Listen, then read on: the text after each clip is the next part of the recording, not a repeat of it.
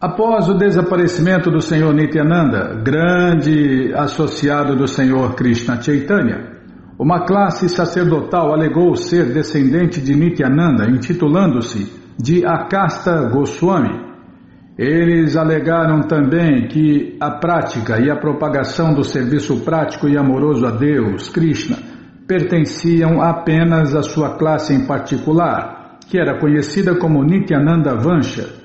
Dessa maneira, eles exerceram o seu poder artificial por algum tempo, até que Srila Bhaktisiddhanta Saraswati Thakur, o poderoso mestre da sucessão discipular dos devotos de Deus da Gaudiya, esmagou-lhes por completo a ideia. Houve por algum tempo uma luta pertinaz que trouxe bons resultados, pois agora está correta e praticamente estabelecido que o serviço prático e amoroso a Deus, Krishna, não se restringe a uma classe específica de homens. Tem gente que quer se apossar de Deus, né, Bímola? O brasileiro acha que Deus é brasileiro, né? O argentino tem certeza que Deus é argentino, Bímola. Estou brincando, é brincadeira. Com nossos irmãos. O judeu acha que Deus é judeu, o indiano acha que Deus é indiano, né? E essas ignorâncias. Deus não é propriedade de ninguém. Ao contrário, tudo é propriedade de Deus, Krishna. Portanto, Prabhupada opôs-se às ideias dos renunciados de casta de que o direito viesse com o nascimento. E os Goswamis de casta temiam o movimento de Prabhupada, já que este ameaçava-lhes a preeminência social e hereditária. Contudo, nesta ocasião do triunfante regresso de Prabhupada, após pregar as glórias de Vrindavana ao mundo ocidental, ninguém protestou contra suas tentativas de estabelecer um templo. Aqueles que discordavam permaneceram calados ou até ofereceram louvores floridos. A terra de Ramanareti, Prabhupada observou que a propriedade nos arredores de Vrindavana localizava-se na movimentada rodovia Chatikara, uma via preferencial de acesso a Vrindavana, e uma rota de trânsito para Agra e para o Taj Mahal. A terra também era adjacente à trilha de procissão de Vrindavana, onde milhões de peregrinos passavam anualmente circunambulando Vrindavana e visitando seus templos e lugares sagrados. Ramanareti, literalmente areia encantadora, era formada principalmente de de florestas. Tá, vou prestar atenção, Bímola. Você fica me prestando, parece um manobrista de avião, tá louco, para de gesticular aí. Ramanareti, literalmente areia encantadora, era formada principalmente de florestas com poucos templos e campos abandonados. Célebre como uma região favorita de Deus, Krishna, onde ele e seu irmão Balarama, juntos com seus amigos vaqueirinhos, divertiram-se há 5.000 anos, Ramanareti era repleta de amor transcendental a Deus, que é a atmosfera especial de Vrindavana. Embora diversos funcionários municipais mencionassem casualmente que a cidade poderia doar terra, Prabhupada levou mais a sério a oferta do Senhor o Senhor S. Explicou que, embora outros santos houvessem pedido terras, ele e sua esposa ainda não se haviam decidido. Queriam dá-la a um grupo que construísse ali um templo de Radha e Krishna o mais rápido possível. Quando Prabhupada assegurou ao Senhor S que faria isso, o Senhor S prometeu que a terra era agora de Prabhupada. Prabhupada ouvira tais promessas antes e frequentemente elas mostraram ser falsas. Mas, considerando esta oferta como sendo séria, designou discípulos para permanecerem em Vrindavana a fim de redigirem um contrato de escrituração com o Senhor S. Neste ínterim, Prabhupada levou seus discípulos a uma peregrinação para muitos dos importantes lugares sagrados de Vrindavana. Varshana, a terra natal de Shrimati Radharani, Gokula, o local dos passatempos de Deus, Krishna, Radhakunda, Govardhana e os principais templos de Vrindavana. Em Govardhana, Prabhupada falou para os devotos não pisarem sobre a colina de Govardhana, nem pegar em nenhuma das pedras. A colina de Govardhana não era diferente de Deus, Krishna. Também em Govardhana, Prabhupada levou os devotos a um pequeno templo, onde mostrou-lhes a pegada de Krishna. A pegada era muito grande. Se o pé de Krishna era tão grande, os devotos admiraram-se então, e ele deveria ter tido 2,5 metros de altura. Sim, disse Prabhupada, as pessoas de então eram bem maiores. Perto de Govardhana, no Bindu Sarovara, um lago que comemora o local onde Radha e Krishna encontraram-se pela primeira vez, os devotos nadaram enquanto Prabhupada banhava-se com baldes de água no campo próximo. Mais tarde, enquanto Prabhupada tomava o alimento oferecido a Deus, Krishna Prasadam, os devotos tentaram afugentar alguns cães vadios, atirando pedras e gritando, mas Prabhupada interrompeu-os. Deixe-os sossegados, disse ele, e pôs-se a atirar aos cães Krishna Prasadam de seu prato. Em Varsha, na terra natal de Radharani, os devotos carregaram Prabhupada num palanquim, subindo os muitos degraus íngremes que iam dar no templo. No topo da colina, ele olhou em direção a uma colina distante e disse, bem ali, apontando ele, Krishna costumava descer aquela colina. Radha subia a colina e ambos encontravam-se no meio. Havia uma floresta lá. Logo, este é um lugar muito especial, pois é o local de encontro de Radha e Krishna. Em cada local sagrado, Prabhupada sentava-se, realizava um canto de adoração a Deus e apresentava-se perante as formas de Deus no altar para prestar reverências. Então descrevia sucintamente os passatempos de Krishna, relacionados com o local em questão. Dina Dayadri comenta, os indianos, nos lugares sagrados, sempre acossavam Prabhupada em busca de dinheiro. Presumiam que seus discípulos, sendo americanos, eram ricos, de modo que queriam dinheiro. Prabhupada dava algo, mas havia tantos que tão logo ele dava o dinheiro a um, meia dúzia de outros amontoavam-se ao seu redor, bloqueando-lhe a passagem. Em alguns dos templos eles não nos deixavam entrar. E Prabhupada levou então o seu grupo a um local situado ao lado do rio Jamuna, onde Krishna mostrara a sua mãe todos os universos dentro de sua boca. Tocando na água, Prabhupada disse, é fria demais para um homem idoso como eu, mas vocês tomem banho, colocarei algumas gotas em minha cabeça. Ele dirigiu as mulheres a um local separado para nadar, onde as mulheres indianas banhavam-se e os homens mergulharam e puseram-se a nadar. Eles divertiram-se na água enquanto Prabhupada postava-se à margem assistindo. Subitamente, Prabhupada colocou uma toalha, caminhou até a beira do rio, borrifou um pouco de água sobre sua cabeça e então, dentro da água, andou até o local onde dava em seus joelhos. Os devotos ficaram alegres ao vê-lo mergulhar na água e passar a banhar-se com eles no rio Jamuna, jogando água um no outro.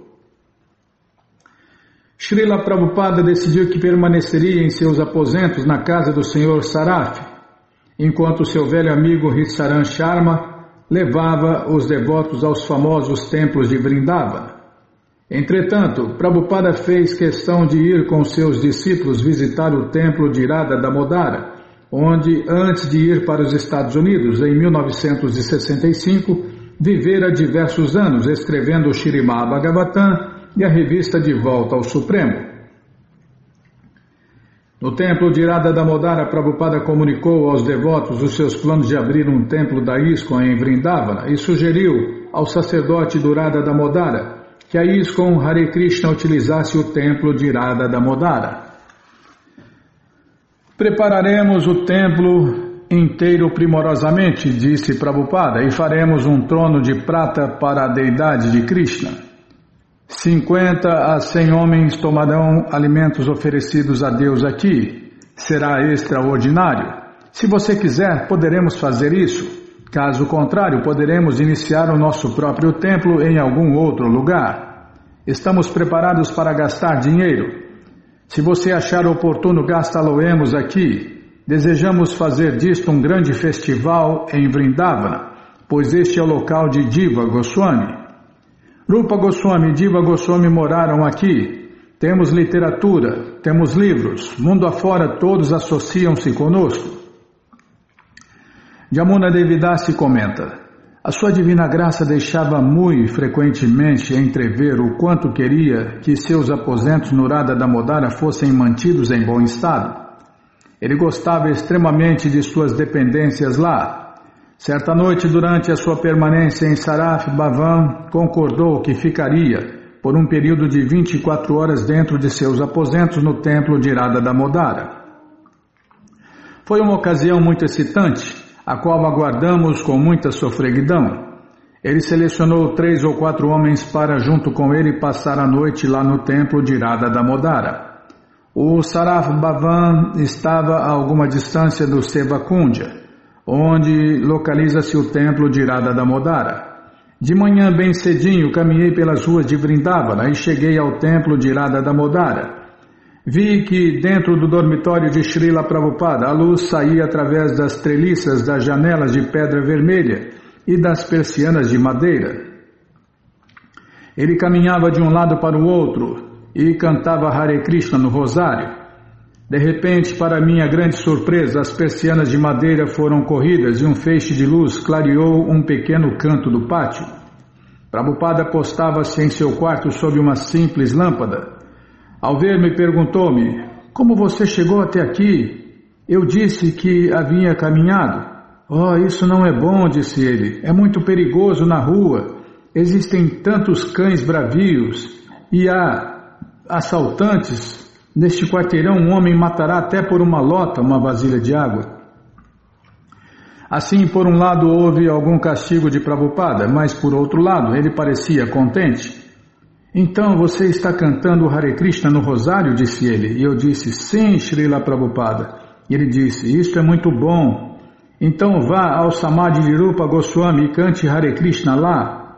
Então, por volta das 4 horas, outros peregrinos começaram a aparecer para o programa da madrugada, o Mangalarti. Prabhupada veio até onde estávamos cantando Hare Krishna e disse que este recanto do templo de Radha Damodara era exatamente como o eixo da roda do mundo transcendental. Vou ler de novo. Prabhupada veio até onde estávamos cantando Hare Krishna e disse que este recanto do templo de Radha Damodara era exatamente como o eixo da roda do mundo transcendental, era o centro. Ele pediu que seus aposentos estivessem sempre bem conservados e que fossem limpos diariamente. Radhanatha comenta: eu só tivera um breve encontro com Srila Prabhupada em Bombay e então viera sozinho morar em Vrindavana. Morara ali por cerca de 6 meses com o povo local e foi lá que fiquei realmente apegado à consciência de Deus, Krishna. Eu costumava meramente viver à margem do rio com todos os babadis, uma vida muito simples. Sei que foi justamente por este contato inicial com Prabhupada que essa semente foi plantada. Qual semente? A semente do amor a Deus, Bimala. Certa vez, um grande ônibus cheio de devotos americanos fazendo o canto e dança público de Hare Krishna adentrou Vrindavana e eu pensava: aqui estão eles novamente. A primeira coisa que perguntei foi: Prabhupada está vindo? E eles disseram: sim, Prabhupada está aqui, ele falará amanhã de manhã. Eu já me sentia atraído por uma porção de mestres em Vrindavana, os irmãos espirituais de Prabhupada e também devotos de outras sucessões discipulares. Mas na manhã em que vim para a aula do Bhagavatam e ouvi Prabhupada cantando Jayurada Madhava, simplesmente sentei ali e ouvi. Jamais vira alguém com tanta qualidade de amor por Deus, Krishna. Todas as grandes personalidades com quem me encontrara na Índia tornaram-se insignificantes quando vi Prabhupada cantando Jayurada Madhava. Ele era tão sério e grave, e a qualidade de sua devoção era tão intensa, Eu simplesmente não podia acreditar nisso. Meu amigo, é potência, é um Shaktiavesh-avatara, não é qualquer um. Ele ficava observando-me de vez em quando com um tipo de cumprimento, pois suponho que ele se lembrasse de mim, de bom bem. Então ele falou, e glorificava Vrindavana tão bem. Ele falava sobre quão maravilhosa é Vrindavana, quão transcendental é a atmosfera, e falava sobre quão cuidadosos os devotos deveriam ser em aproveitarem-se da atmosfera. Daquele dia em diante passei a pensar, este é meu mestre espiritual. Só por causa da maneira como ele falou, sua aula fora tão precisa e abrangente que contivera todas as outras filosofias e todos os outros mestres que eu até então ouvira. Também pude verificar que o exemplo de Prabhupada era puro e pude ver que seus discípulos realmente abandonavam a vida pecaminosa. Costumava ir às suas audiências todos os dias, embora ainda morasse na margem do rio Jamuna. Todas as pessoas de Vrindavana glorificavam Prabhupada, estavam tão orgulhosas dele, pois as pessoas de Vrindavana são apegadas a Vrindavana. Elas amam Deus, Krishna, e amam Vrindavana, pois Vrindavana é o local onde Deus vive. É este o seu comportamento. Elas adoram a terra de Vrindavana, mas diziam-me que apreciavam Prabhupada. A maioria delas chamava-o de Swami Bhaktivedanta. Elas diziam, ele é o maior dos santos, pois leva Vrindavana ao mundo todo. Está tornando conhecidas no mundo inteiro as glórias de Vrindavana. Então, certo dia, Prabhupada e seus discípulos foram a um templo em Ramanareti. Cheguei lá tarde, bem na hora em que Prabhupada estava partindo. Ele caminhava os últimos 19 ou 20 metros em direção a seu táxi e muitos e muitos bridjabases ofereciam plenas reverências na estrada, completamente esticados no chão. Reverências com as palmas das mãos no chão, peito, cabeça, coxa, braço, perna e peitos dos pés, completamente esticado como se fosse uma vara, Dandavati. Senti-me muito insignificante como outro membro da multidão e enquanto Prabhupada passava perto de mim, também ofereci minhas reverências completas. Entretanto, ao erguer a minha cabeça para me levantar, vi que os pés de Prabhupada estavam ali, bem na minha frente. Pensei, meu Deus, Prabhupada está postado bem aqui. Ergui os olhos muito lentamente e Prabhupada estava postado bem ali, olhando direto para mim. Olhou-me nos olhos por alguns segundos e então disse, há quanto tempo você está em Vrindavana? E eu disse, faz cerca de 6 meses, Srila Prabhupada. Aí ele olhou novamente para mim com uma atitude muito séria, muito compassiva, fixando o seu olhar em meus olhos. Ele balançou a cabeça e disse, você gosta daqui? Eu disse, em minha vida jamais estive num lugar tão maravilhoso quanto este. De repente, então, de sua expressão séria surgiu o mais belo sorriso. Seus olhos brilhavam radiantemente e ele ficou me olhando por cerca de 5 a 10 segundos. Parecia realmente um longo tempo. Eu não podia crer na misericórdia que ele estava me dando. E então ele simplesmente replicou, isto é muito bom. Vrindavana é um local maravilhoso, e então seguiu caminhando. Isto foi muito especial para mim, pois a maioria dos devotos vivia me dizendo que eu estava em Maya, iludido ao ficar em Vrindavana, e por, de alguma forma, estar apegado ao meu próprio programa em Vrindavana. Eu sentia que os devotos não compreendiam e estava transtornado com eles, achando que não apreciavam a atmosfera, mas as palavras de Prabhupada aliviaram todas as minhas ansiedades em relação ao movimento Hare Krishna. Foi o contato pessoal mais especial, não era o que Prabhupada dizia, era a sua transcendental preocupação por mim. A partir daí fui às suas aulas diariamente e a todas as audiências. E não houve nenhuma dúvida em minha mente. Ele me deixou plenamente convencido de todos os níveis da consciência de Deus, Krishna. Quando Prabhupada partiu, os devotos disseram-me que eu deveria me juntar a eles e seguiram em uma procissão por toda a Índia. E falaram que Prabhupada pessoalmente convidara-me para ir. Achei inacreditável que Prabhupada fosse tão misericordioso, mas ao mesmo tempo eu estava muito apegado a Vrindavana. Informei-lhes que simplesmente queria permanecer por lá, e se eles por acaso voltassem, eu serviria Prabhupada lá, mas eu não queria deixar Vrindavana. Pouco depois disso, a minha visa expirou. Logo tive que deixar o país. Mas antes de eu partir, as pessoas de Vrindavana, especialmente os Babadis, informaram-me que Swami Bhaktivedanta estabelecera nova Vrindavana no Ocidente. E eles disseram: se você tem que deixar Vrindavana, deve ir a nova Vrindavana. Assim, faça o que fizer, mas não deixe Vrindavana. A nova Vrindavana e a antiga Vrindavana são as mesmas, pois o Swami Bhaktivedanta criou Vrindavana no Ocidente. Eles diziam isto com muito orgulho, então parti para a nova Vrindavana. Prabhupada treinava os seus discípulos na etiqueta de viver em Vrindavana Dama, na cidade sagrada, dizia ele. Se algum de meus discípulos bebe numa moringa incorretamente, contaminando-a,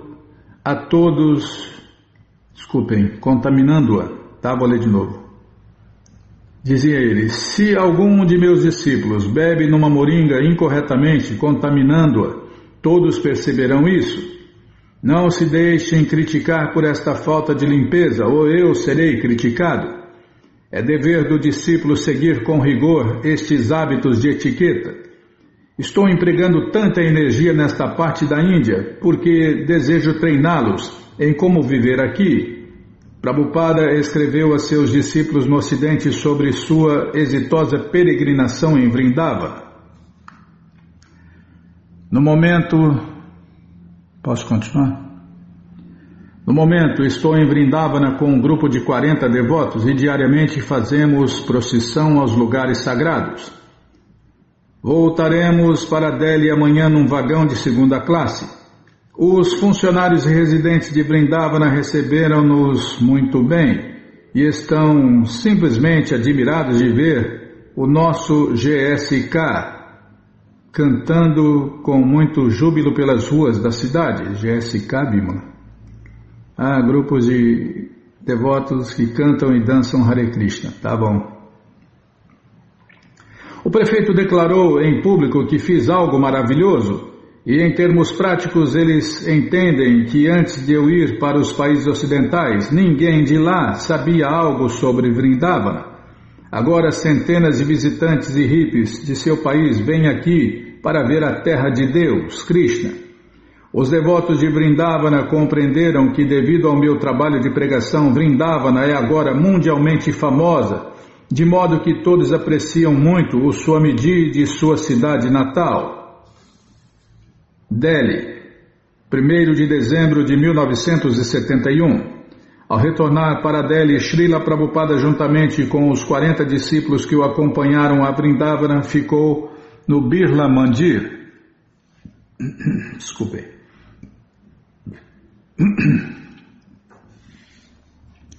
O anfitrião ofereceu a Prabhupada uma pequena casa reservada para visitantes especiais, localizada no fundo dos jardins formais. Neste ínterim, a crise política continuava a agitar a capital da nação, com a crescente ameaça de uma guerra global entre a Índia e o Paquistão.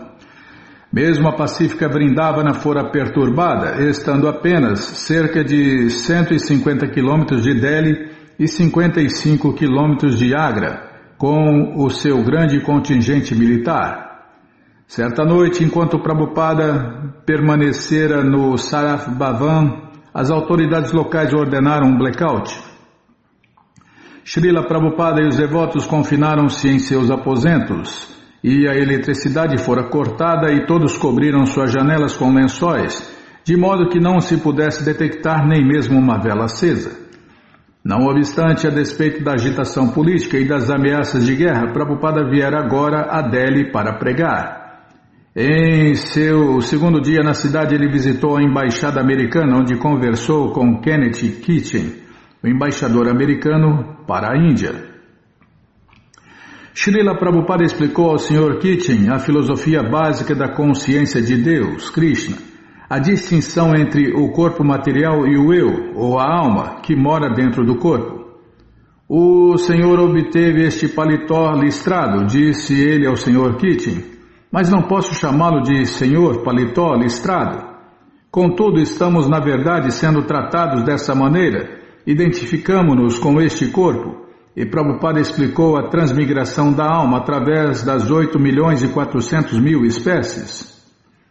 Isto é muito interessante, comentou o Sr. Kitchen. Acredito na transmigração da alma. Isto é um fato, disse Prabhupada. Assim como esta criança está transmigrando de um corpo a outro. Ele apontou para Saraswati. Da mesma maneira, quando eu abandonar este corpo, transmigrarei para outro corpo. Esta é uma ciência. Vejo que os rapazes e moças americanos, embora provenientes de muitas famílias ricas e respeitáveis, estão se convertendo em hippies. Apesar das providências que vocês tomam para criar universidades muito grandes, eles estão ficando frustrados. Eles não mais se satisfazem em viver na opulência material. Logo, a posição atual da sociedade humana é perigosa, pois todos sentem-se insatisfeitos e confusos. Isso aqui é uma máxima, Bimala. A posição atual da sociedade humana é perigosa, pois todos sentem-se insatisfeitos e confusos. E aí, meu amigo, faz loucuras, né? Seus seguidores indianos são tantos quanto os estrangeiros? Perguntou o Sr. Kitchen. Sim, quanto aos indianos, todos eles aceitam Krishna como a suprema personalidade de Deus.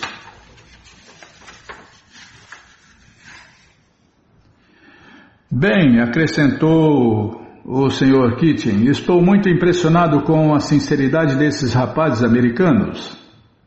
Todos, disse Prabhupada, assim que compreendem a ciência da consciência de Deus, Krishna, aceitam-na de imediato. Quando o Swami Radhananda Ji esteve aqui, disse o Sr. Kitchen, pedi-lhe que definisse Deus.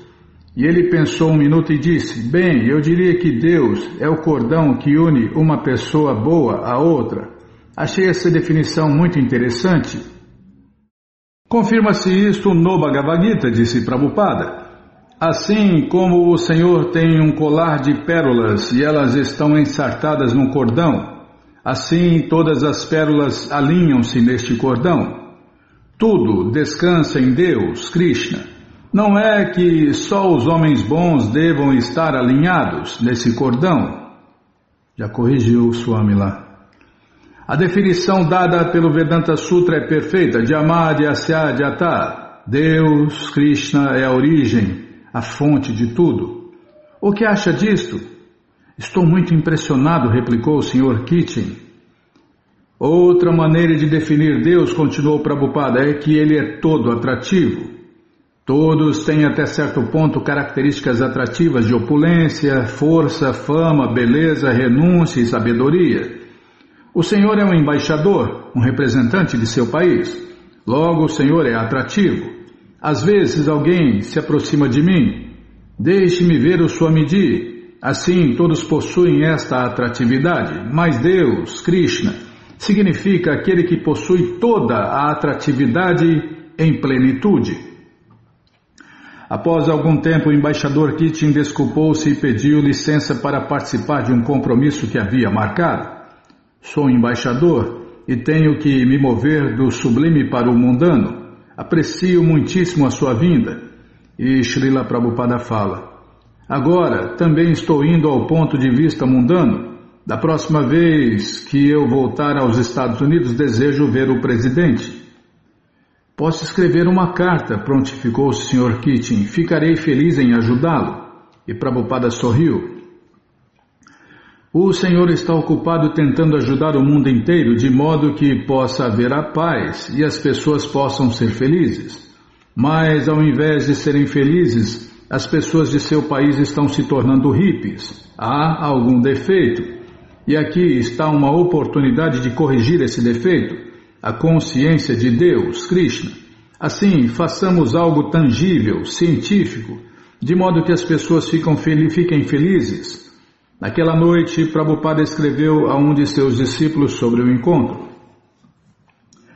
Talvez você fique feliz em saber que nesta manhã encontrei-me aqui em Delhi com o seu embaixador americano para a Índia, o Sr. Kenneth Kitchen. Ele possui muito respeito por nosso movimento Hare Krishna e prometeu ajudar-me a conseguir um encontro com o seu presidente quando eu regressar a seu país, talvez no fim da primavera. Solicitei-lhe que ele ajudasse este movimento Hare Krishna, e esta ajuda salvará de um grande perigo o seu país, convertendo hippies em rappies. Tem um comentário no rodapé, nota do T.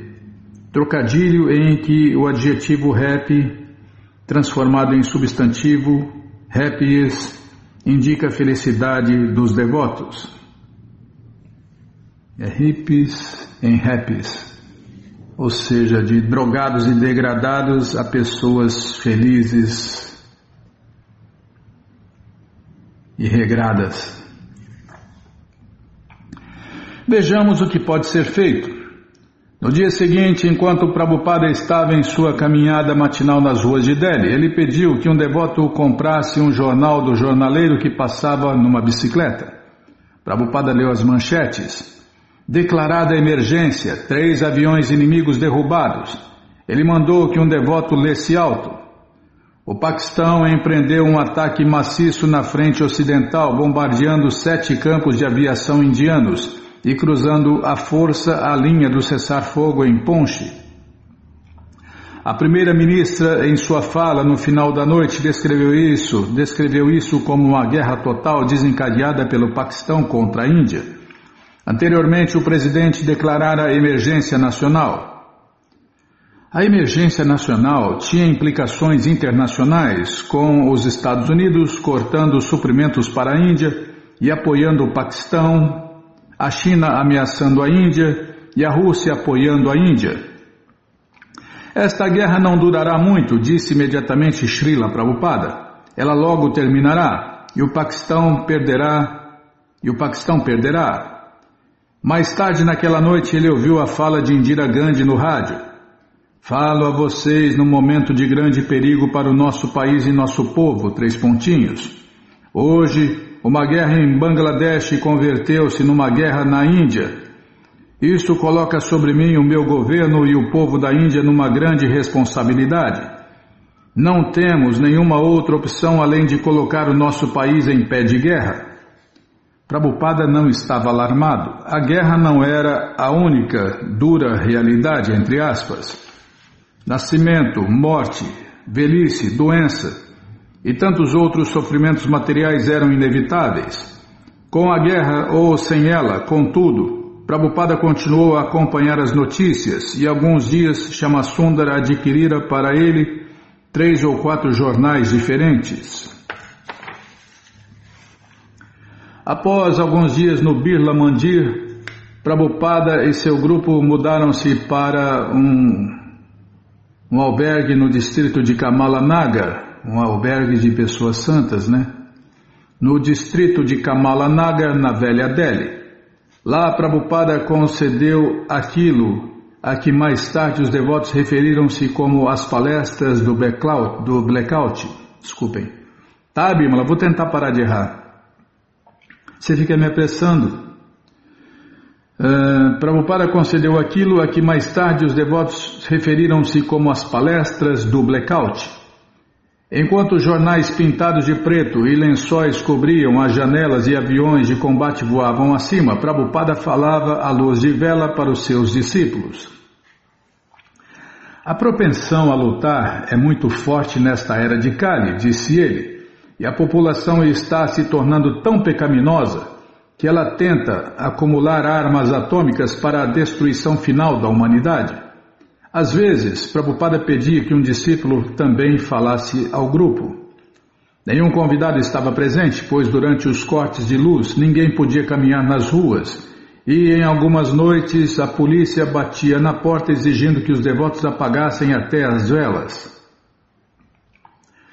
Devido à guerra na Índia, escreveu Prabhupada numa carta, nossos programas aqui reduziram-se e todas as noites há um corte de luz. Não só em Delhi, mas em outras partes da Índia, os seus discípulos enfrentavam dificuldades em suas tentativas de pregação. Em Mayapur, o governo ordenara que os devotos deixassem a área devido à sua proximidade de Bangladesh. Entretanto, como Prabhupada predissera, a guerra não durou muito. Aos 17 de dezembro, Prabhupada leu as manchetes do Indian Express. Niazi rende-se, Bangladesh está livre. A Índia decide quanto ao cessar-fogo unilateral no oeste. Prabhupada ficou contente. Informou confidencialmente aos devotos que a razão pela qual a guerra terminara tão rapidamente foi devido ao monumental canto e dança público de Hare Krishna por eles realizados há um mês na grande tenda Hare Krishna. O festival Hare Krishna na grande tenda. Contudo, na mesmíssima página que anunciava a vitória da Índia, lia-se outra manchete. Primeira-ministra acusa Estados Unidos pela guerra. Para variar, né? Estados Unidos se metendo em tudo. Indira Gandhi culpava o presidente Nixon pela guerra. Os devotos americanos ficaram tensos enquanto caminhavam pelas ruas, percebendo a desconfiança dos indianos, e a propaganda diária dos jornais só agravava a situação. Agora, há, na Índia, uma grande propaganda contra os Estados Unidos, escreveu Prabhupada, devido à posição do país contra a Índia e a guerra com o Paquistão. Delhi era o foco de muita agitação política e Prabhupada decidiu transferir os devotos que estavam ali consigo. Embora seus discípulos fossem pacíficos e não fossem nem um pouquinho politicamente ativos, tá vendo, Bima? E nem um pouquinho politicamente ativos, ele enviou alguns a Calcutá, enquanto outros acompanharam-no a Bombay. A política internacional não impediria a onda do movimento do Senhor Krishna Chaitanya, a qual já se anunciava.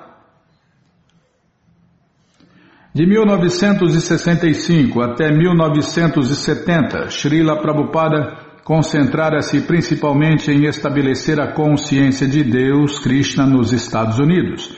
Seu plano era que, se os americanos se voltassem para a consciência de Deus, Krishna, o resto do mundo seguiria. Embora sua pregação ao povo de língua inglesa tivesse começado na Índia, após cerca de 60 anos de esforço solitário por lá, convenceu-se de que os indianos ou estavam absortos demais em política, ou ignorantes demais de sua herança transcendental, ou muito inválidos pela pobreza para aceitarem seriamente a consciência de Deus, Krishna. Por isso ele não fora exitoso. Porém, nos Estados Unidos viera o sucesso. Por certo, os Estados Unidos eram o campo primordial para implantar a consciência de Deus, Krishna. Todavia, Prabhupada encontrou um ocidente inculto e incivilizado. Se permanecia algum vestígio de civilização em alguma parte, ele dizia que frequentemente estava na Índia, o coração da cultura védica original. Por volta de 1970, ele demonstrara, através de suas assíduas viagens e pregação, que pretendia estabelecer um movimento para a consciência de Deus, Krishna, não só nos Estados Unidos, mas por todo o mundo, especialmente na Índia.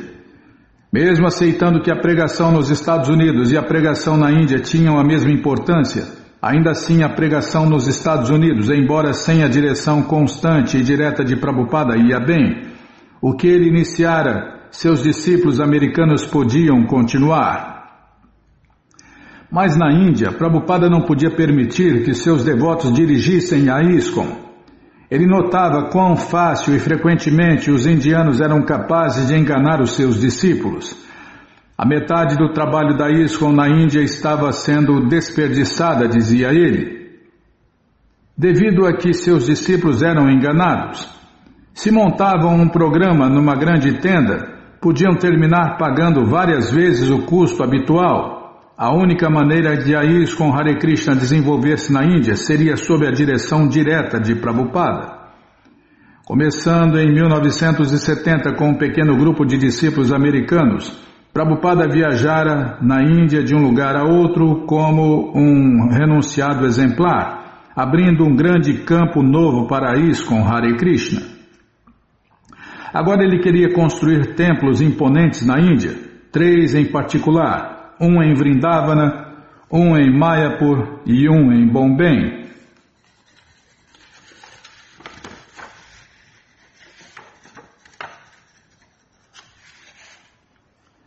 Já em 1967, ele tentara formar em Vrindavana uma casa americana para os seus discípulos. Mayapur, sendo a terra natal do Senhor Krishna Chaitanya, era especialmente importante, e Bombay era a cidade principal da Índia, a passagem para a Índia. Como na maioria dos grandes planos de Prabhupada, nem mesmo os discípulos mais ligados a ele podiam compreender plenamente o alcance de sua visão. Mas Prabhupada sabia o que queria e sabia que tudo isso dependia de Deus, Krishna. Pouco a pouco começou a revelar os seus planos. Dizia que a construção de templos era secundária à publicação e distribuição de livros. Mas a consciência de Deus, Krishna, deveria correr em 2 linhas paralelas, assim como um trem corre em 2 trilhos. Um trilho era Bhagavata Marga, o outro Pancharatrik Vidi. Bhagavata Marga em português refere-se à filosofia da consciência de Deus, Krishna, ouvir e cantar sobre Deus, Krishna, e espalhar a mensagem de Deus, Krishna. O segundo trilho, Pancharatrik Vidi, refere-se às regras e regulações para se adorar as formas de Deus no altar do templo. Dos 2, Bhagavata Marga era o mais importante. Não lembro, eu acabei de ler, não lembro. Cabecinha de pano. Isso é de vento, né? Eu vou ler de novo aqui, ó. Bhagavata Marga refere-se à filosofia da consciência de Deus, Krishna, que é ouvir e cantar sobre Deus e espalhar a mensagem de Deus, Krishna. É propagar o movimento internacional para a consciência de Deus, Krishna. Esse é o mais importante. É o que a gente está tentando fazer aqui, ajudar os devotos a espalhar o conhecimento sobre Deus, Krishna. Embora grandes almas liberadas como Haridasa Thakur pudessem permanecer em perfeita consciência de Deus, Krishna, com o simples fato de cantar Hare Krishna constantemente, Prabhupada sabia que seus discípulos, com suas naturezas inquietas e atos pecaminosos passados, precisavam da purificação especial de adorar o Senhor Krishna no altar do templo. Prabhupada queria que cada casa se tornasse um templo de Deus. Aí não tem essa desculpa de, eu moro longe de um templo. Faça de sua casa um templo. Adore Deus no altar. Portanto, uma de suas razões para desejar estabelecer templos na Índia era purificar os seus discípulos, dando-lhes minuciosa adoração a Deus no altar. Contudo, os templos também eram para a pregação. Ninguém dá atenção a um homem pobre, dizia Prabhupada, e portanto queria construir prédios majestosos para atrair as massas à consciência de Deus, Krishna.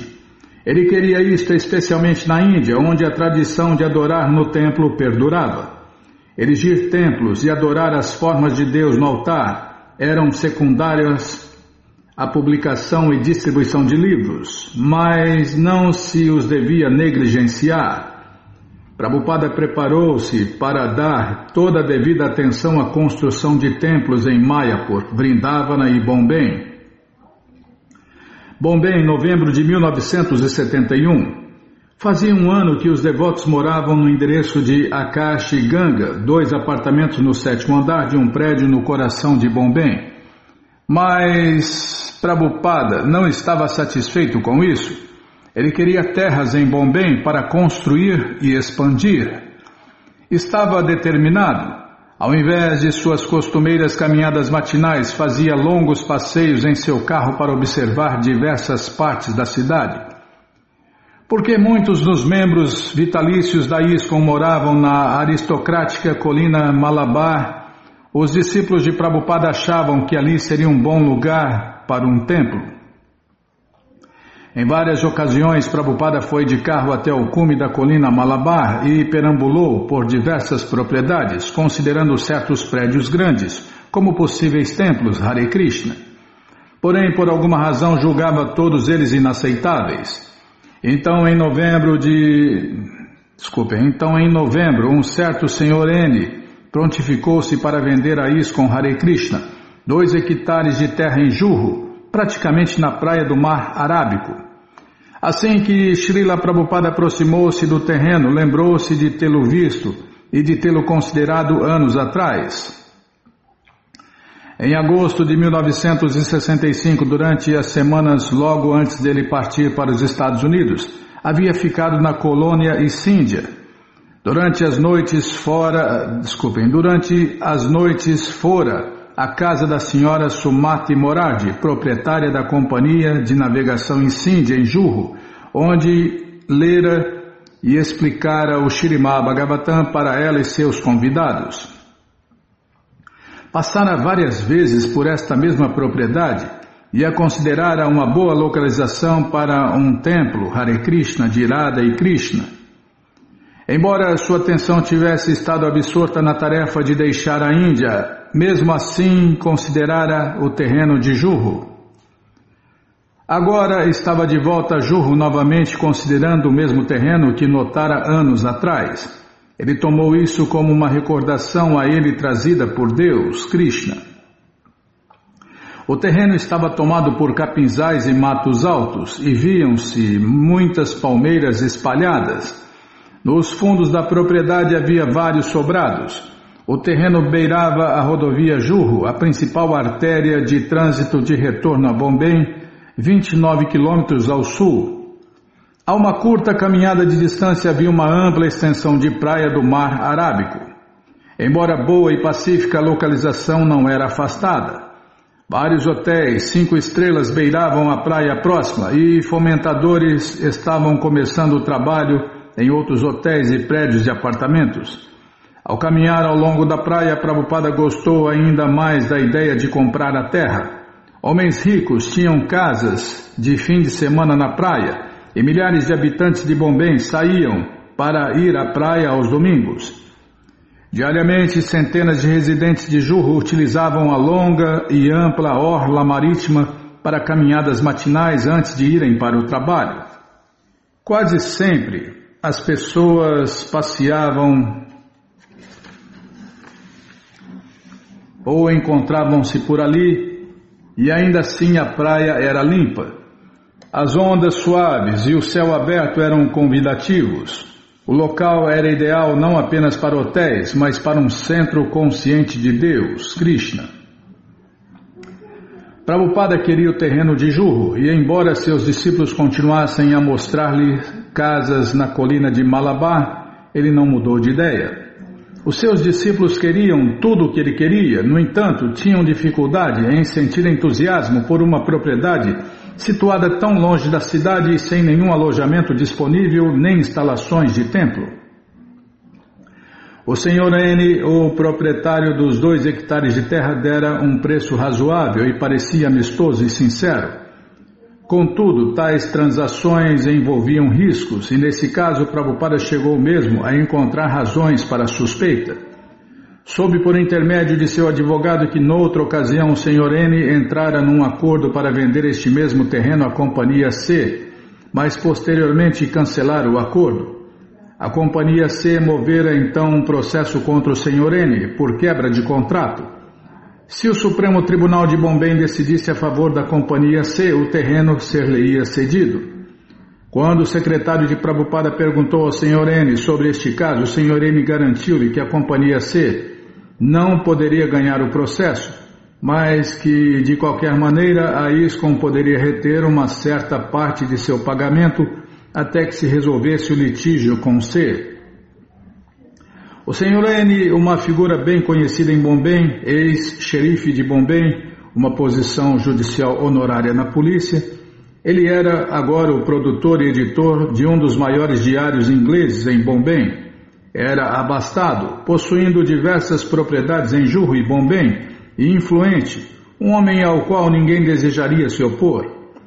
Adquirir a terra de Juhu sob as atuais circunstâncias exigia coragem. No final de dezembro, Prabhupada encontrou-se com o Sr. e a Sra. N na casa deles, situada na colônia teosófica de Juhu. A casa do Sr. N ficava na praia e, assim, a visita proporcionou a Prabhupada outra oportunidade de apreciar o valor e a beleza de Juhu Beach, com sua orla de palmeiras debruçando-se para o mar, e a colônia teosófica era uma comunidade privada de casas atrativas com luxuosos gramados e jardins floridos e muitos pássaros exóticos. Viam-se árvores ashoka em ambos os lados do caminho que servia de entrada de automóveis do Sr. N, e uma fila de palmeiras erguendo-se bem ao lado de dentro do maciço muro de pedra circundava a propriedade. Um jardineiro abriu o portão para Prabhupada e para os poucos discípulos que o acompanhavam. O Sr. N era um homem baixo e troncudo, com o seu cabelo deixando entrever duas entradas bem definidas. Usava cabelo curto e seu rosto redondo tinha marcas de verrugas. Parecia estar por volta dos 50 anos. A Sra. N tinha tez clara e difícil de se ver numa indiana, usava cabelo curto. Prabhupada trouxera guirlandas de flores e alimentos oferecidos a Deus, das deidades de Radha e Krishna da ISKCON de Bombay, e ofereceu-as ao Senhor e à Sra. N, e o Sr. N convidou as suas visitas a sentarem consigo e sua esposa no alpendre que dava para um pitoresco jardim. Srila Prabhupada expressou sua franca apreciação pelo terreno de Juhu, mas admitiu que tinha muito pouco dinheiro. Entretanto, o Sr. N parecia favorável a Prabhupada e disse que desejava vender-lhe a propriedade. Rapidamente chegaram a um acordo verbal. Contudo, para a Sra. N, o acordo parecia liberal demais, mas ao objetar, o seu marido se impôs a ela. Prabhupada e o Sr. N concordaram num pagamento adiantado de 200 mil rúpias. Após dar a entrada, a ISKCON Hare Krishna imediatamente receberia a transferência do imóvel. Mais tarde, em prestações regulares, a ISKCON Hare Krishna pagaria o saldo restante no valor de 1.400.000 rúpias. Prabhupada persistiu negociando o pagamento de entrada, oferecendo-se a pagar 50 mil rúpias agora e outras 50 mil rúpias mais tarde, ocasião em que permitir-se-ia que a ISKCON Hare Krishna se mudasse para o terreno. Assim que pagassem as 100 mil rúpias restantes, a entrada estaria completa e o Sr. N dar-lhes-ia o título. O Sr. N concordou. Srila Prabhupada sempre foi alguém que pensou cautelosamente sobre tais transações comerciais. Ele dissera que se um comerciante lhe fala: "Cavalheiro, não estou lucrando nada com você", é bom saber que ele está mentindo. Portanto, mesmo nos primórdios da ISKCON Hare Krishna na cidade de Nova York, quando o Sr. Price, o embusteiro da imobiliária, se fizera passar por bem-querente dos devotos, Prabhupada suspeitara. De fato, o Sr. Price enganara os devotos a despeito dos conselhos que Prabhupada lhes dera. Agora, como naquela ocasião, Prabhupada estava desconfiado, mas queria o terreno de Juhu e correria o risco. Prabhupada passara por situações parecidas. Em 1953, em Jhansi, ocupara um prédio, embora tivesse pouco amparo legal ou segurança financeira. E em sua primeira lojinha de Nova York, bem como em seu maior prédio até então, a igreja da Avenida Watseca de Los Angeles, mudara-se sem a certeza de como fazer os pagamentos mensais. Praticamente todo o sucesso de seu movimento decorrera, de fato, dele aceitar para Krishna um risco após o outro. Peraí, deixa eu virar a página aqui, Bimo. Quando os devotos em Boston escreveram a Prabhupada que haviam alugado uma enorme casa por $1.000 mensais, calculando que seriam capazes de fazer os pagamentos ao aumentarem dramaticamente suas vendas da revista De Volta ao Supremo, Prabhupada aprovara e chegara até a comentar para os outros este exemplo. Logo, se em Bombay havia riscos, isto também era mais do que natural. Uma vez, com o compromisso da terra, Prabhupada pôs-se a revelar a sua visão para um projeto grandioso em Bombay. Aos 22 de dezembro ele escreveu a Jamuna: aqui em Bombay obtivemos boas perspectivas para adquirir um terreno muito grande em Juhu, por um preço muito barato, localizado em meio a uma vizinhança rica. Construiremos nosso acampamento lá e começaremos a erigir um templo imediatamente, e mais tarde desenvolveremos um grande hotel e uma grande escola. Há também uma oportunidade de conseguirmos um magnífico bangalô na cidade de Bombay. Assim, de um modo geral, faremos nossa sede em Bombay e também construiremos em Vrindavana e Mayapur. Enquanto o mundo afora, os devotos deleitavam-se em ouvir o plano de Prabhupada de um centro em Bombay. Os devotos de Bombay tinham sentimentos mistos. Não era fácil imaginar que surgisse um templo numa região que era praticamente um pedaço de selva. Tampouco era fácil imaginar o hotel de 5 estrelas da ISKCON Hare Krishna do qual Prabhupada falava. Os sobrados no fundo do terreno estavam completamente ocupados e, segundo a lei indiana, não se poderiam remover os moradores. Caso os devotos se mudassem para o terreno, teriam que erigir alojamentos temporários, talvez até um templo provisório, e o terreno era tomado de mosquitos e infestado de ratos. Juhu era um bairro pequeno e quase isolado, sem doadores abastados da ISKCON. Embora Prabhupada e os especuladores telúricos predissessem que Juhu cresceria, atualmente era uma simples aldeia com cerca de 2.000 habitantes. Residir em Juhu seria um contraste drástico com o confortável prédio Akasha Ganga no centro de Bombay. Tamal Krishna explicou a Prabhupada: somos ocidentais, não podemos viver dessa maneira. Necessitamos de maçanetas de portas e água corrente. Vocês não querem se purificar? Replicou Prabhupada. Quando os devotos de Bombay ficaram sabendo da resposta de Srila Prabhupada Tamal Krishna, as palavras "vocês não querem se purificar" entraram no âmago de seus corações. Sabiam que Prabhupada pedia-lhes que se tornassem mais austeros, e isto era para o seu benefício último. Puseram-se a considerar a mudança para Juhu como um formidável desafio transcendental, ao invés de algo inoportuno. Desenvolver a propriedade de Juhu era importante para seu mestre espiritual. Era algo maior e mais maravilhoso do que percebiam no momento. Prabhupada sabia que estava pedindo que seus discípulos fizessem um grande sacrifício, mas não podia evitar isto. Para pregar a consciência de Deus, Krishna, o devoto tinha que estar preparado para tolerar muitas dificuldades. E todas as dificuldades às quais pedia que seus discípulos se submetessem, ele próprio estava preparado para submeter-se a um grau muito maior. Por um lado, não achava que viver na propriedade não desenvolvida de Juhu seria difícil demais para os seus discípulos, contanto que mantivessem a limpeza e cantassem Hare Krishna. No entanto, sabia que, como eram ocidentais, achariam isto árduo.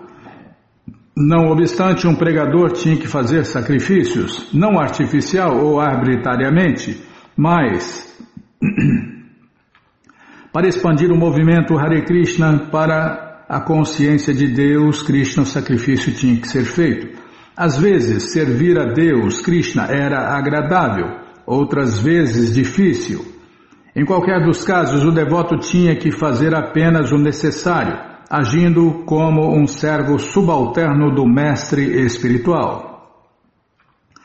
Prabhupada aconselhou seus discípulos de Bombay, deixando neles marcada a sua visão para a ISKCON de Bombay. Embora todos eles estivessem dispostos a seguir a sua decisão, alguns deles haviam sentido dúvida e desânimo. Contudo, ao verem o interesse de seu mestre espiritual pelo projeto, decidiram abandonar as suas mentalidades separatistas.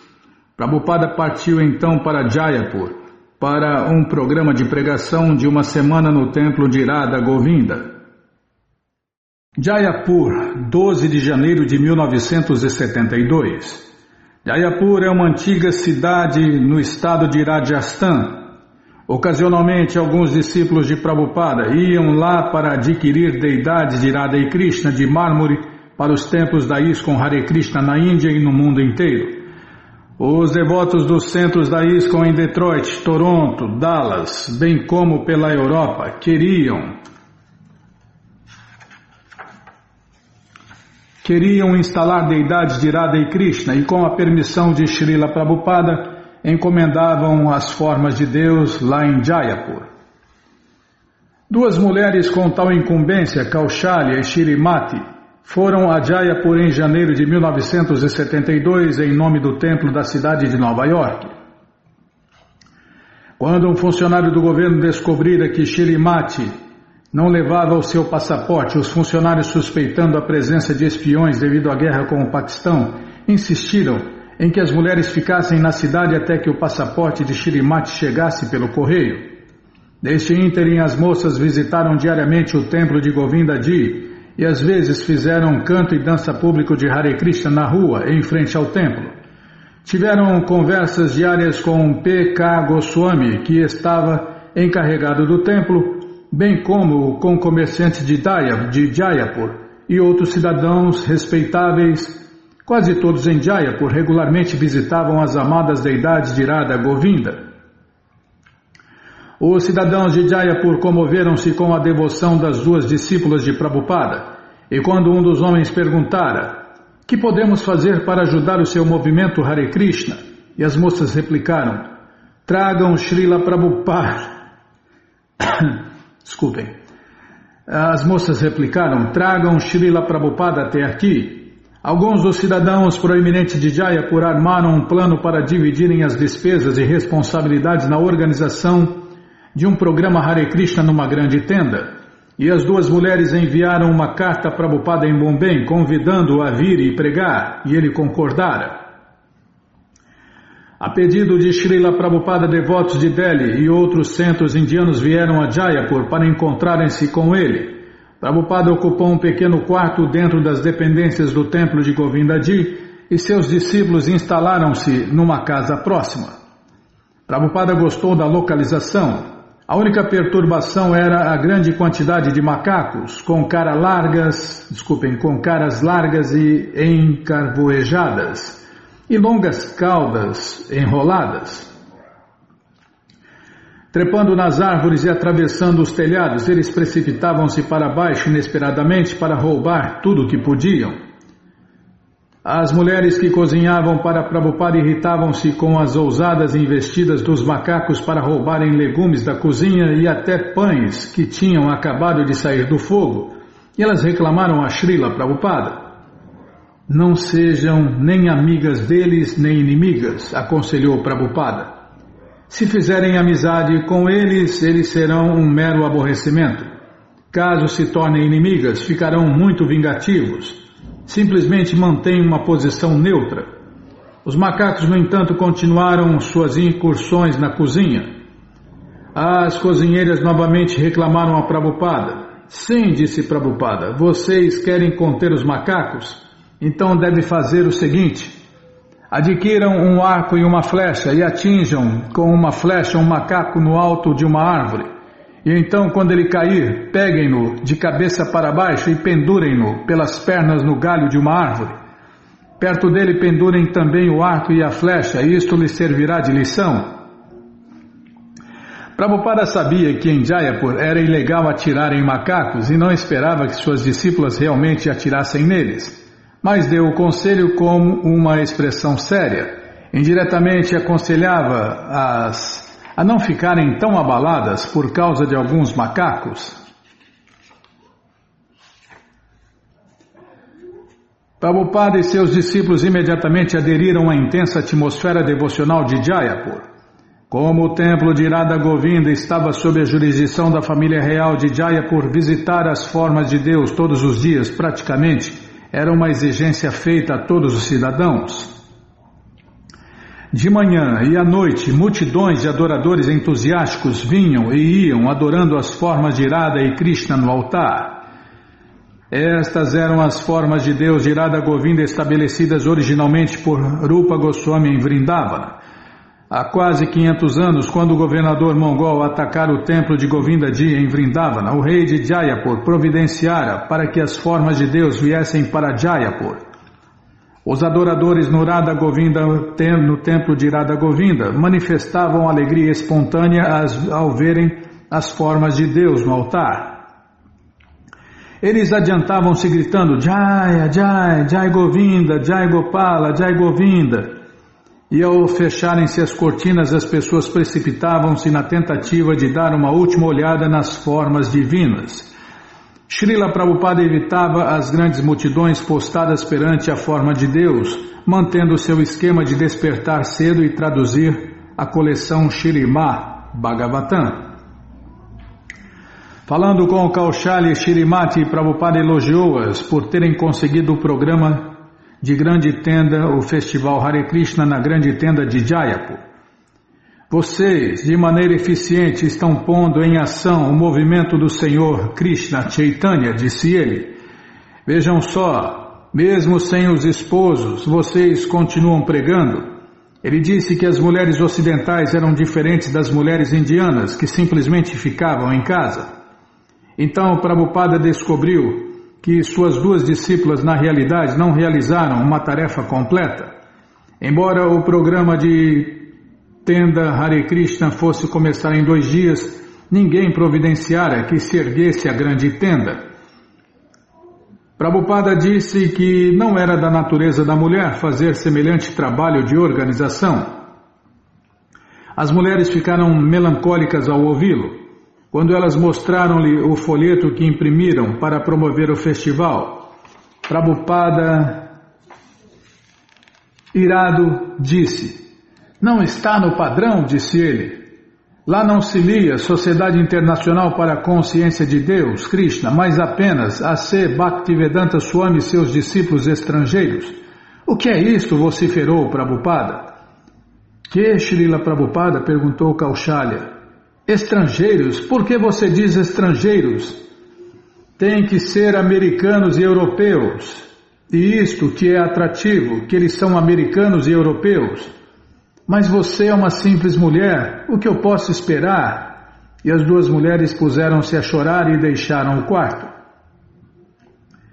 Com o auxílio de Shamasundara, Kaushalya e Shrimati, imprimiram novos panfletos corrigidos e voltaram para contar a Srila Prabhupada. Mas agora sua atitude mudara por completo. Sua ira se fora, ele estava suave. Afinal de contas, essas discípulas haviam tentado o máximo. Numa revelação desconcertante, pôs-se a explicar que era difícil ser mestre espiritual. Eu as castigo, disse ele, porque é meu dever. Discípulo tem relação com disciplina. De modo que este é meu dever para com meus discípulos. De outra forma, não me sinto incomodado com ninguém.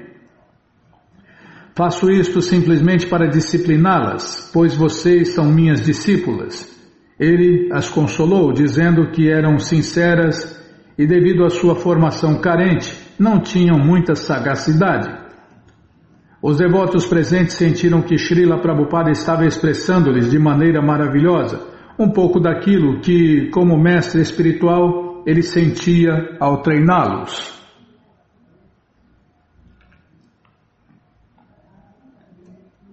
Posso continuar? Num grande esforço de última hora, os devotos conseguiram a grande tenda Hare Krishna e ergueram-na no templo de Prabhupada, iniciar o seu programa. Em cima da hora, tudo em cima da hora. Conseguiram erguer a tempo de Prabhupada iniciar o seu programa como divulgado. No dia da abertura, os devotos conduziram uma parada pelas ruas com Prabhupada montado num palanquim com um largo guarda-chuva bordado abrigando a sua cabeça.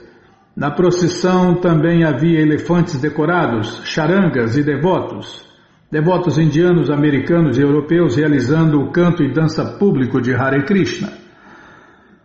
O primeiro programa de Srila Prabhupada foi na manhã após a audiência de Govindaji, de modo a poder atrair a imensa multidão matinal.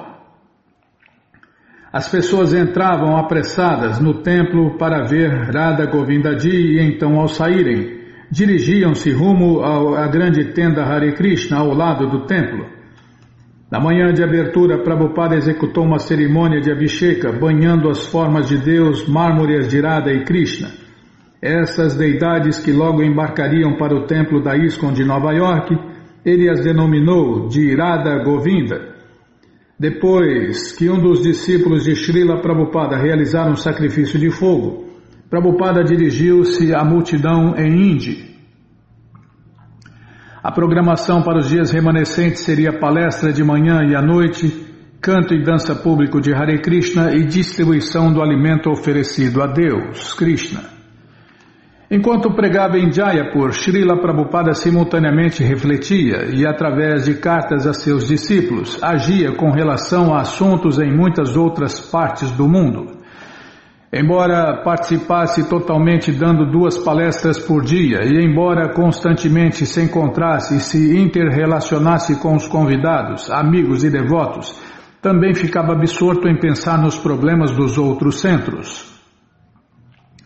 Ele estava conduzindo o movimento em muitas frentes.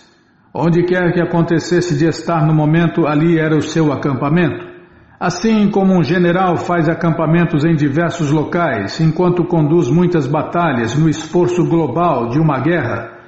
E por isso sua pregação em Jayapur era só uma pequena fração do alcance de sua missão mundial. De Jayapur, Prabhupada escreveu a seus discípulos em Calcutá, instando-os em seu desenvolvimento da terra de Mayapur. Ele queria uma grandiosa cerimônia de inauguração no dia do nascimento do Senhor Krishna Chaitanya, em março.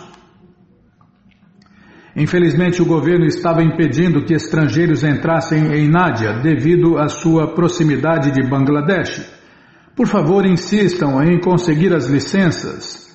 Prabhupada não se cansava de solicitar a seus homens em Calcutá, pois todos devemos nos reunir aí no dia do aparecimento do Senhor Krishna Chaitanya. Repetidas vezes, Prabhupada mencionava a sua preocupação com a restrição imposta a seus homens pelo governo. Não acho que haverá dificuldade se simplesmente formos lá como peregrinos comuns e armarmos nosso acampamento lá para os cantos e danças públicos de Hare Krishna contínuos. Todos verão que somos apenas devotos sérios do Senhor Krishna Chaitanya e não espiões paquistaneses. A seus discípulos em Nairobi, Prabhupada escreveu com antecedência, impulsionando-os com suas bênçãos. Continuem trabalhando muito arduamente para o prazer dele e todos vocês voltarão ao lar, voltarão à morada eterna de Deus, Krishna. Srila Prabhupada escreveu ao presidente do templo em San Diego: estou muito satisfeito em ouvir você dizer que as vendas de livros estão aumentando bem depressa. Toda a sociedade me transmite essas boas notícias e isto me agrada mais do que qualquer outra coisa. E frequentemente Prabhupada pensava na terra de Bombay. Às vezes, conversava sobre ela ou mencionava numa carta a seus representantes de lá. A aquisição do terreno em Bombay ainda não fora concluída e Prabhupada estava particularmente ansioso que seus discípulos pagassem o dinheiro, conforme acertado, e se mudassem logo para o terreno.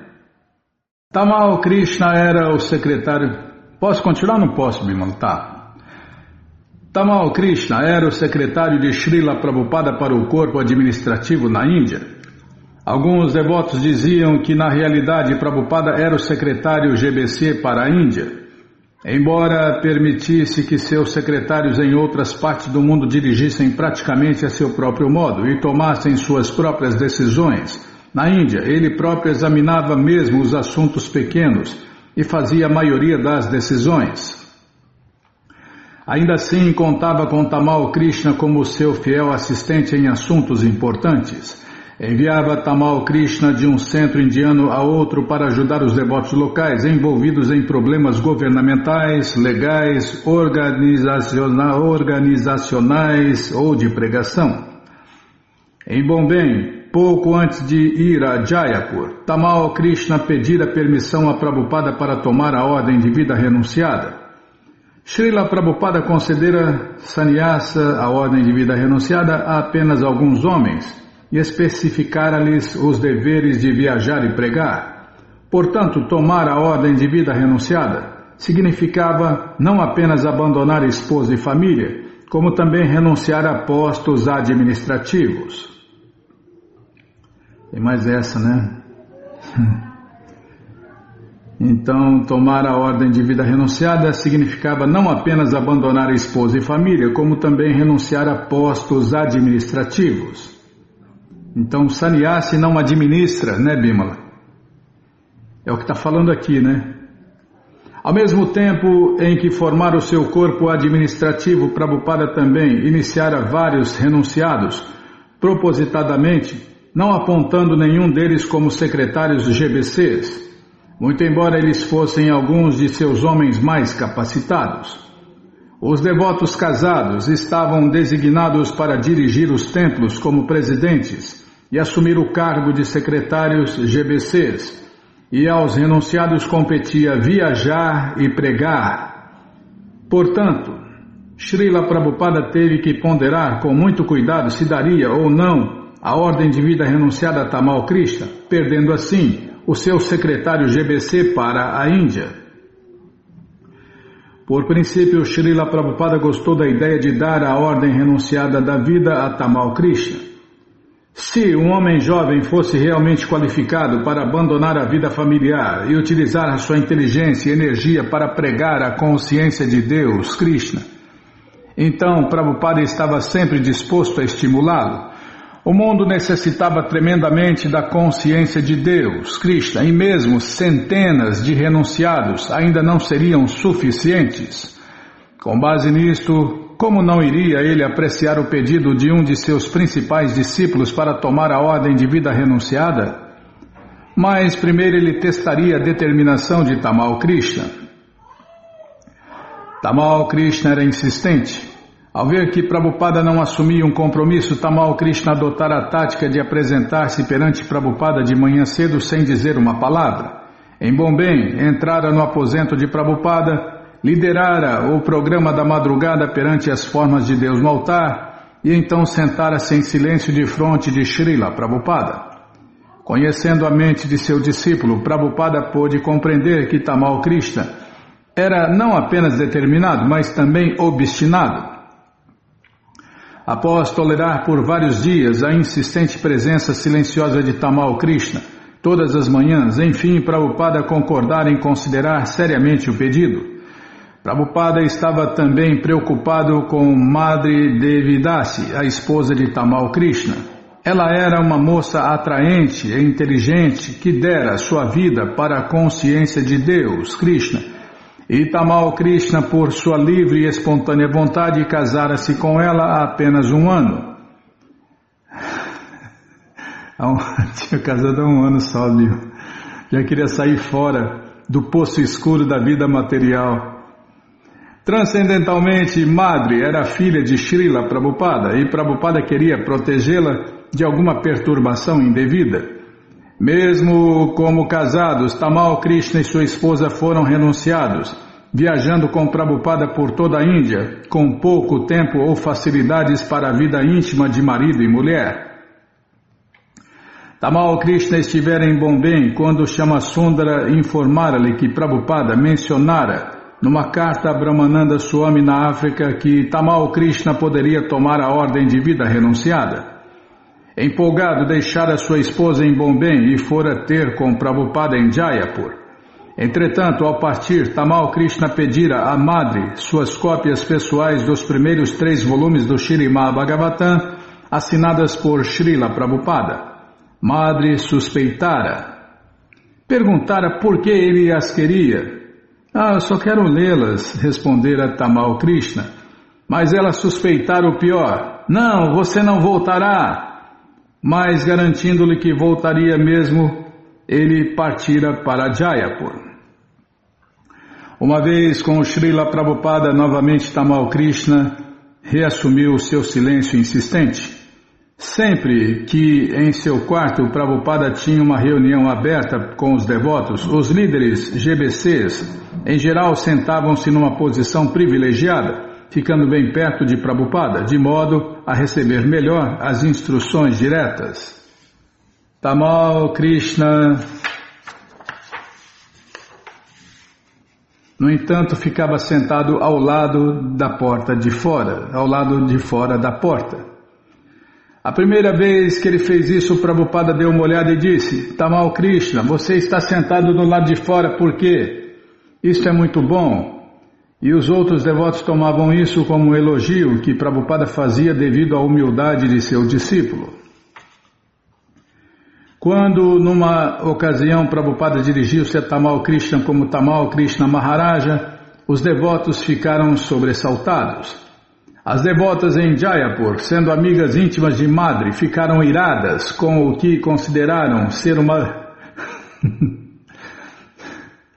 É muito engraçado, viu? Ficaram iradas. A mulher ficar irada... Não, tá. Se eu entrar num corpo de mulher, se eu nascer mulher, eu vou ter a mesma natureza, os mesmos sintomas. A alma é influenciada pelo corpo que ela está morando naquele momento, Bimala. Não, nada contra as mulheres, nem contra forma nenhuma de vida. É a natureza que a alma adquire dentro daquele corpo, Bimala. Fazer o quê, né? Tá onde eu estava? Aqui, ó. As devotas em Jayapur, sendo amigas íntimas de Madri, ficaram iradas com o que consideraram ser uma duplicidade de Tamal Krishna. Embora Prabhupada não lhe tivesse dado permissão, Tamal Krishna seguiu adiante com seus planos, indo ao ponto de preparar o seu cetro de renunciado e tingir as suas roupas. As mulheres ficaram ultrajadas. Madri nem sequer estava ali para fazer o seu depoimento. Reunidas, todas as mulheres foram ter com Srila Prabhupada, que com muita paciência e simpatia ouviu-lhes a apresentação.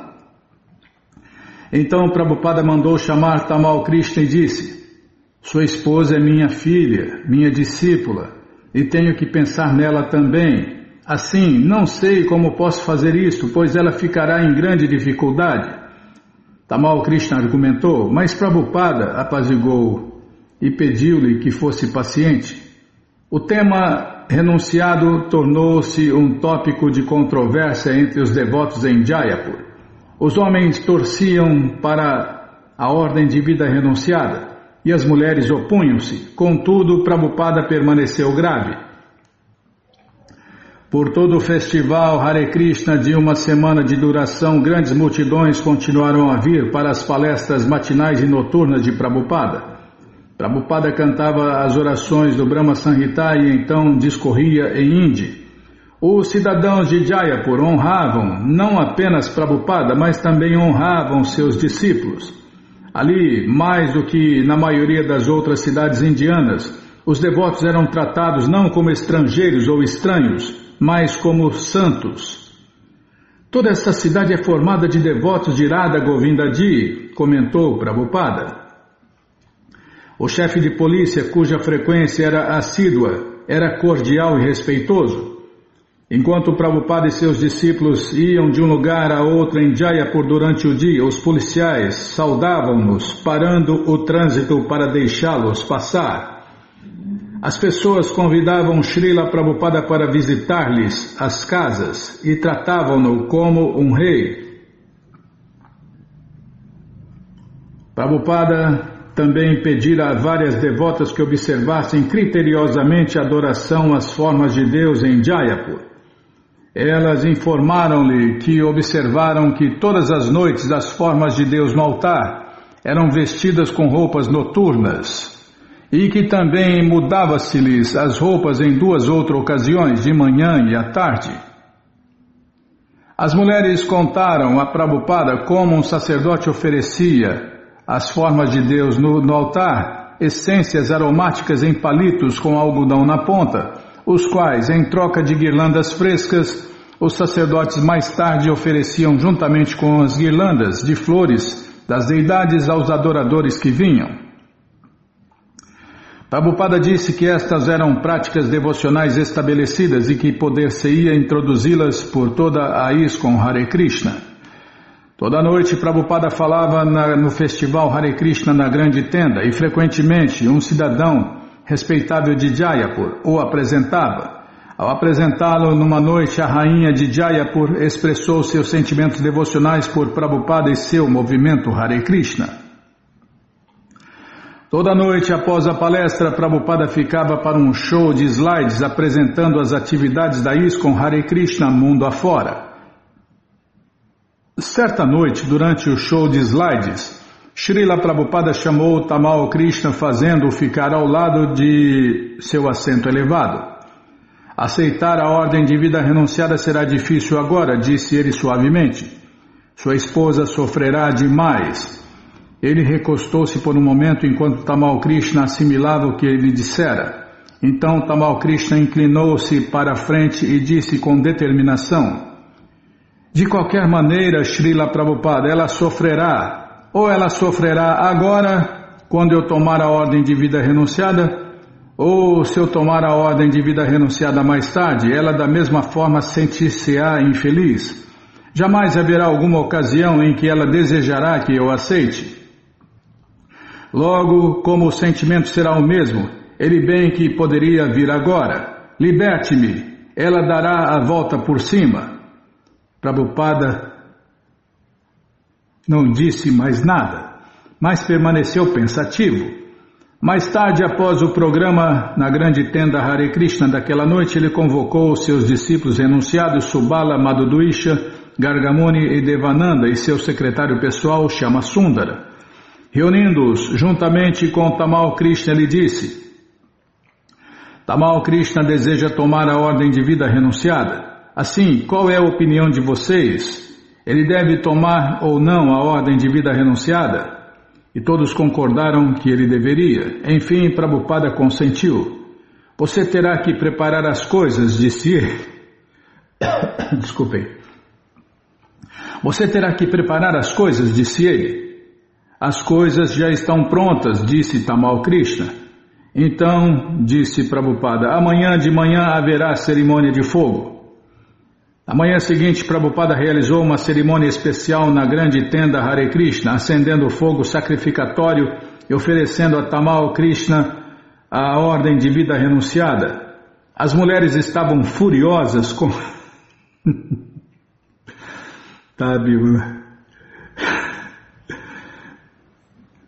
As mulheres estavam furiosas com Tamal Krishna, mas era tarde demais. Calma, não me apressa não. Após a cerimônia, Prabhupada chamou Tamal Krishna Maharaj a seu quarto. Você abandonou uma ótima esposa e uma posição elevada. Por isso estou lhe dando o título de Goswami. Agora convém adotar o mesmo comportamento dos Goswamis, sendo capaz de pregar mundo afora e aceitar discípulos. Subitamente Prabhupada pôs-se a rir. Estive testando você, disse ele, para ver se você estava determinado ou não. Então, o que você fará? Eu pensei em ir com meu bastão de renunciado, disse Tamal Krishna Goswami, e sem ninguém mais, simplesmente andar de cidade em cidade na Índia e pregar sobre Krishna, sem nenhum veículo, nem nada, exatamente como o Senhor Krishna Chaitanya fez. Muito bom, disse Prabhupada. Tamal Krishna Maharaj ofereceu reverências e saiu. Contudo, mal passaram 1 hora e Prabhupada o chamou de volta. Essa proposta não é muito boa, disse ele. Se você quer fazer algo, deve ter alguns assistentes e facilidades à sua disposição. Prabhupada designou então 2 estudantes celibatários para ir pregar com Tamal Krishna Maharaja. Também deu a seu novo renunciado a sua primeira tarefa. Imediatamente após Jayapur, Prabhupada planejava ir a um festival em Nairobi, África. Porém, outro programa o aguardava em Ahmedabad. Você vai me representar em Ahmedabad, disse Prabhupada. Na iniciação de renúncia de Tamal Krishna Goswami, Srila Prabhupada dera-lhe o Sannyasa Mantra, um verso que descreve a atitude de devoção e rendição do devoto de Deus renunciado. Sannyasa dos devotos de Deus, ou renúncia dos devotos de Deus, enfatiza a ocupação do corpo, mente e palavras em serviço estático a Deus, Krishna, ao contrário do que ocorre ao renunciado impersonalista. Os renunciados impersonalistas que especulam sobre o Brahman ou sentam-se solitários em meditação silenciosa. Por refugiar-se aos pés de lótus de Deus, Krishna, o renunciado devoto de Deus, cruza o oceano de ignorância e leva outros nessa travessia. Como o Srila Prabhupada estava demonstrando, o devoto de Deus renunciado deve viajar por todo o mundo, trabalhando com todo o seu vigor para levar de volta ao Senhor Krishna as almas caídas. Renúncia dos devotos de Deus significava ir a locais como Jayapur e pregar, significava adorar Govinda Ji no templo e significava enviar Radha e Govinda para que os devotos da cidade de Nova York adorassem-nos. Significava dar às mulheres a mesma oportunidade de se tornarem devotas puras de Deus em consciência de Deus, Krishna. E significava separar um homem de sua esposa para o propósito mais elevado da ordem de vida renunciada. Srila Prabhupada, embora estivesse situado além da designação da classe de renunciados, era contudo o melhor renunciado e o criador de muitos outros renunciados, aos quais se instruía a seguirem-lhe os passos. Dizia que seus renunciados deveriam fazer ainda mais do que ele fez, fazer mais seguidores, publicar mais livros e estabelecer mais centros da ISKCON Hare Krishna. Bombay, 24 de janeiro de 1972. Ao regressar a Bombay, Prabhupada ficou desapontado ao verificar que os devotos nem haviam pago ao Sr. N, nem tinham se mudado para Juhu. Madhudwisha Swami, a quem Prabhupada deixara encarregado, francamente admitiu sua incapacidade de aceitar a responsabilidade para com um projeto tão difícil. O discípulo que Prabhupada originalmente designara para cuidar de tais assuntos foi Tamal Krishna Maharaja. Mas agora ele tomara a ordem de vida renunciada e renunciara a seus deveres de GBC em prol de viajar e pregar, e Prabhupada estava sem dirigente para Bombay. Prabhupada já fazia a maior parte da administração, mas não podia fazer tudo, não podia permanecer constantemente em Bombay. Espera aí, deixa eu virar a página aqui.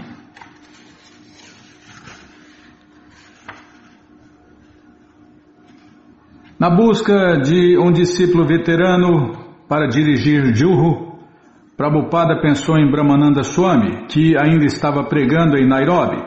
Prabhupada decidiu voar para a África e convidar Brahmananda Swami para vir dirigir Bombay. Desejava agir com rapidez, de modo que a ISKCON Hare Krishna pudesse tomar posse da terra.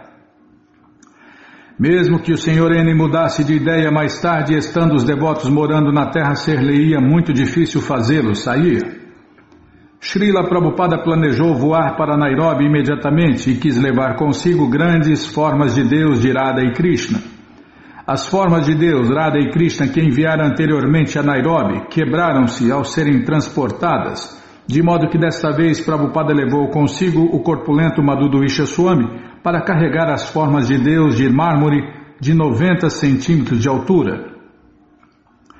Com a permissão especial das linhas aéreas, Prabhupada embarcou, seguido por Madhudwisha Swami, que sustinha em seus braços as deidades de Krishna. Ele sustinha em seus braços a deidade de Deus, Krishna, de 45 quilos. Após acomodar Krishna ao lado do assento de Prabhupada, Madhudwisha Swami saiu do avião e voltou carregando Radharani. Prabhupada passou a maior parte do voo debatendo com Madhudwisha Swami, que se colocou na posição de impersonalista. É o que mais tem no mundo inteiro, né? Impersonalistas. Aí tem gente que acha que é personalista, mas na verdade é impersonalista.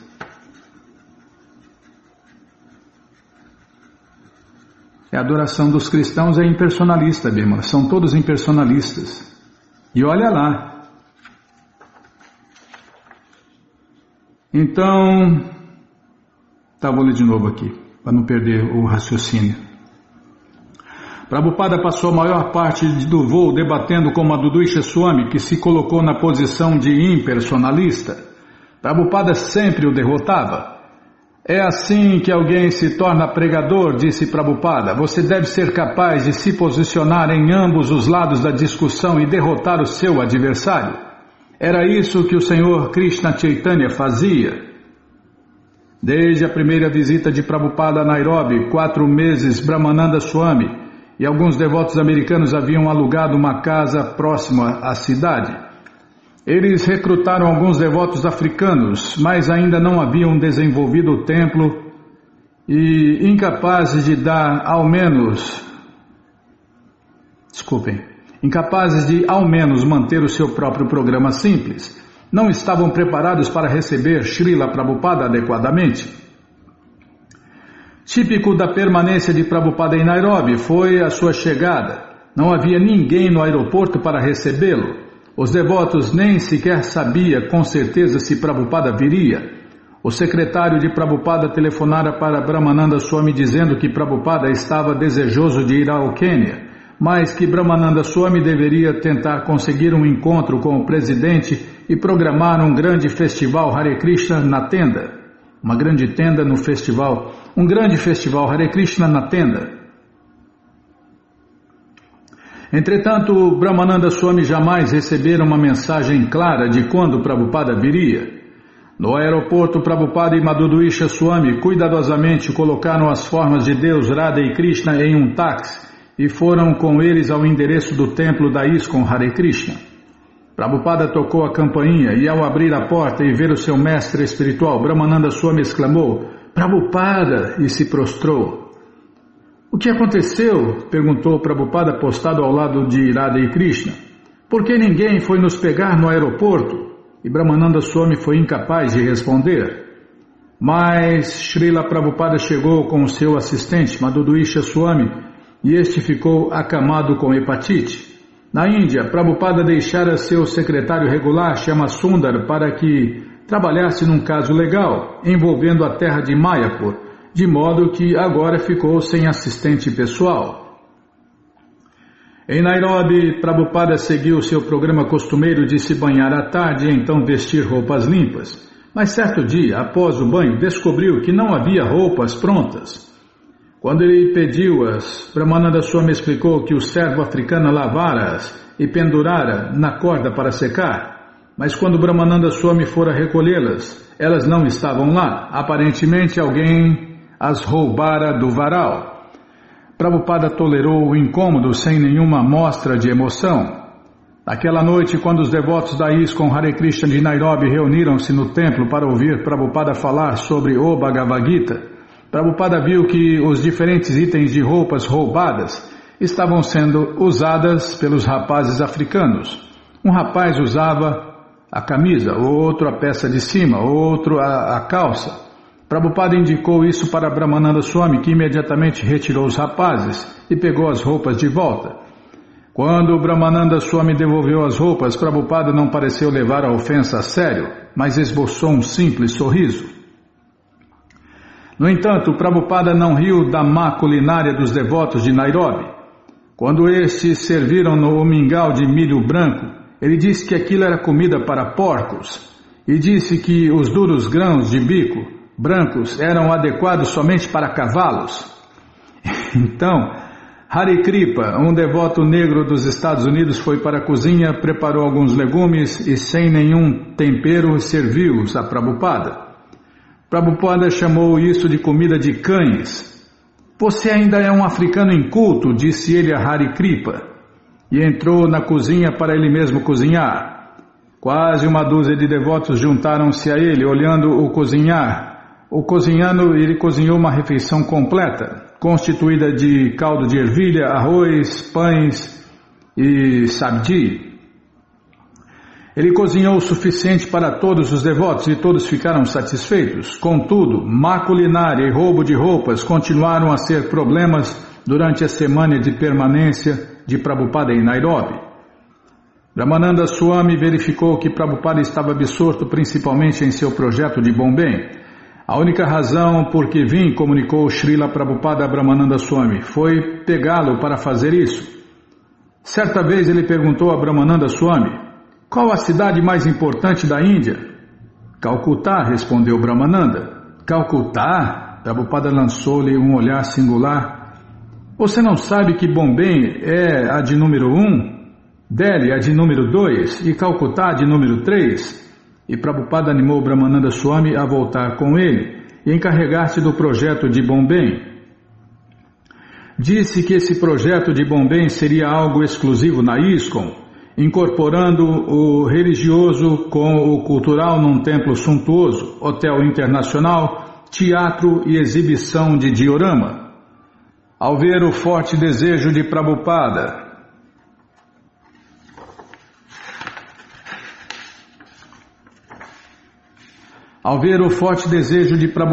Brahmananda Maharaja concordou em dar um jeito de se desfazer de suas responsabilidades de Nairobi, transferi-las para outros e ajudar em Bombay. A visita de Prabhupada a Nairobi vinculava-o de ainda outra maneira a seu projeto de Bombay. Quando Brahmananda Swami e Chayavana mostraram a Prabhupada o Hilton de Nairobi, um prédio moderno com torres redondas geminadas, Prabhupada gostou da planta e desejou dá-la a seu arquiteto para o templo e o hotel de Bombay. Prabhupada, Brahmananda Swami, Bhagavata e um devoto africano estavam caminhando nos jardins públicos de Nairobi. Ao ser apresentado a Prabhupada, o africano perguntara: se eu quiser, posso me casar? Oh, sim, disse Prabhupada. Mas a internet caiu, Bimala. Para variar, a melhor internet do mundo caiu. Só para variar.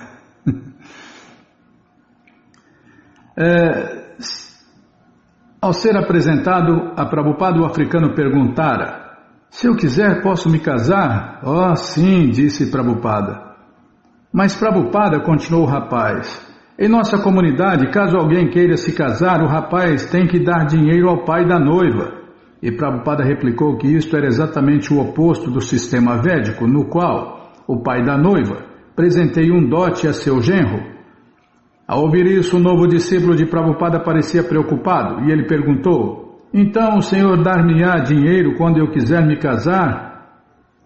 Porque não estou trabalhando agora, só trabalho para o Senhor. Quando eu quiser me casar, o Senhor me dará dinheiro? E Prabhupada balançou a sua cabeça e disse: não se preocupe com tudo isso. Se você conseguirá uma esposa, ou se conseguirá dinheiro, ou isto ou aquilo, mais tarde, quando for época de você se casar, dar-lhe-ei uma moça americana, e você se casará com ela. Para onde quer que Prabhupada se voltasse, o melhor é não se casar, né, Bímola? Se você for celibatário, menino, seja celibatário, menina, seja celibatária, vocês vão evitar montanhas de problemas. Mas se não consegue viver sem sexo, então tem que se casar, né?